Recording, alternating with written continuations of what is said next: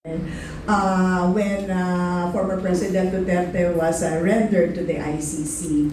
Gusto namin magbalik tanaw sa Duterte legacy by inviting key cabinet appointees, no? To speak about his legacy and to speak about the mandate given to them by the President when they were appointed. So, to start off nga po, no, first, we want first to know from them is, after having served under the Duterte administration, what do they personally believe would endure even after kami, wala na tayo po, lahat kasi tayo appointees, no? Ano sa tingin po ba namin ang mag-e-endure after mawala na po kami sa mundo? So we start off po with Secretary. Yes, Secretary. Secretary, good morning. Ang first question po namin ay para po sa inyo. Nasa inyo na po yung ibabato ko sa inyo yung bola para mag-flow lang. Sasaluhin mo yung bola para mabigyan mo ng sagot ang lahat ng ito. Ang first po is when President Duterte appointed you po as Secretary of Labor, what specific mandate did he give you regarding labor reform? What specific mandate did he give you regarding labor reform? Okay.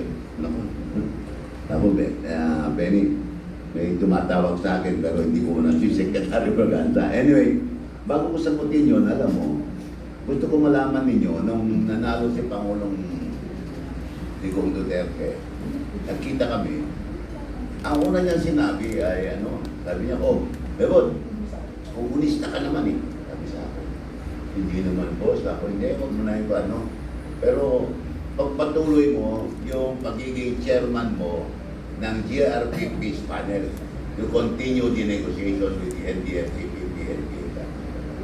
Siyempre, alangan naman sabi ko, ayaw ko. Sabi ko, boss, ikaw ng presidente ngayon, hindi ako pwede tumanggi. Pero sabi ko sa kanya, boss, yung peace talk hindi ginagawa sa Pilipinas, ginagawa abroad.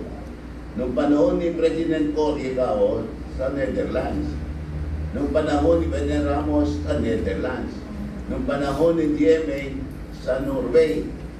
Kaya palagi kong biyahe ng biyahe. Kaya ako, boss, kung gusto mo ako maging chairman, para naman hindi ako biyahe ng biyahe, gawin mo na rin akong ambassador. Yun, sabi ko. Para hindi na ako kailangan magbiyahe. Pag may peace talk, nandun na ako, makikipag-usap na ako sa kanila. O saan mo gusto? Sabi ko, boss, alam mo yung trabaho ng ambassador, yung alagaan yung mga Filipino citizen kung nasaan sila. Ngayon ako, para hindi masyadong mabigat, may nahanap akong bansa na merong mga 120 Filipinos lang. 120 Filipinos lang ako. Ngayon yung 20 dyan, nasa embahada. So ang sikasuhin ko lang mga 100. Sabi niya sa akin, saan yun? Sabi ko sa kanya, boss, sa Hungary, sa Budapest. Sabi niya, kaya gusto mong Hungary dahil magaganda doon ng mga babae. Sama na doon, boss. So, sige, okay. Kaya chairman ka ng GRP Peace Panel at the same time ambassador to Hungary. O, di okay na. Pag-announce siya, iba naman.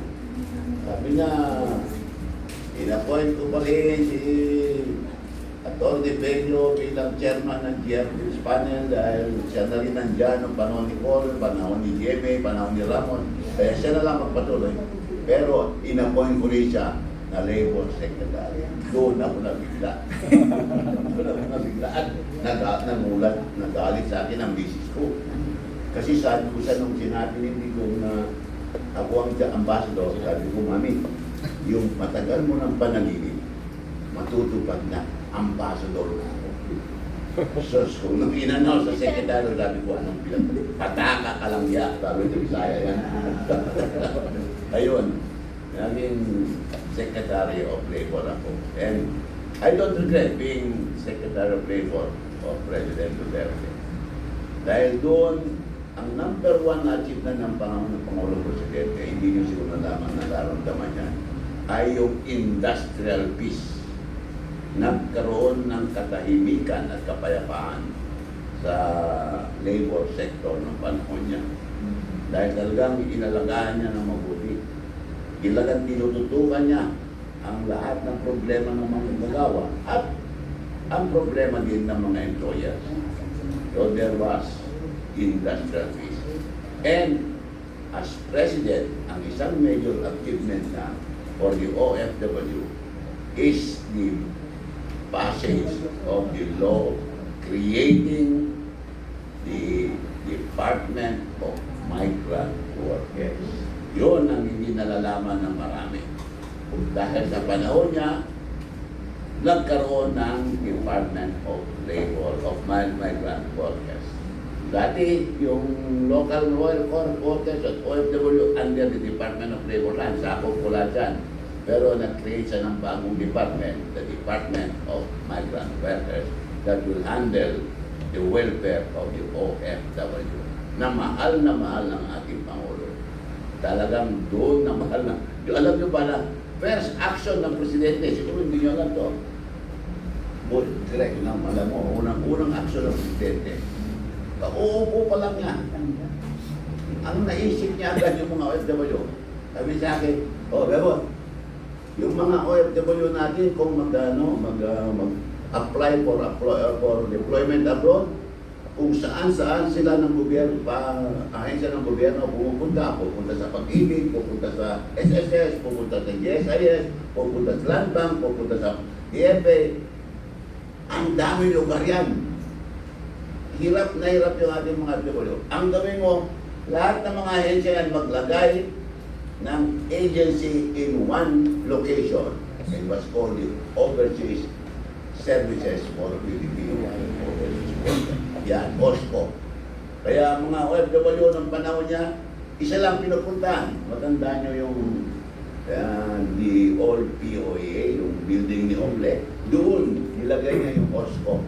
Kaya mga OFW, dyan lang pumupunta. Hindi na pupunta sa SSS, hindi na pupunta sa GSIS, sa passport. Wala na, isa na lang. Yan, dyan mo makita kung gaano kamahal ng ating Pangulo, mga OFW. Yan. Ang ganda. Alam mo,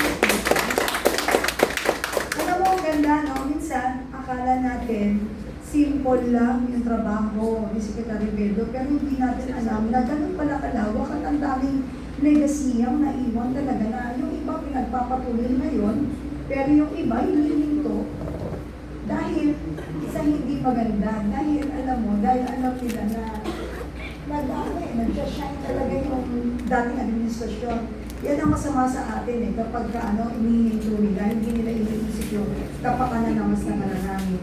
At pwede po bang sundutan ko yan ng isa pang follow-up na pwedeng magpayanig mas lalo sa mga legislative po na iwan ng dating administrasyon for your leadership, sir?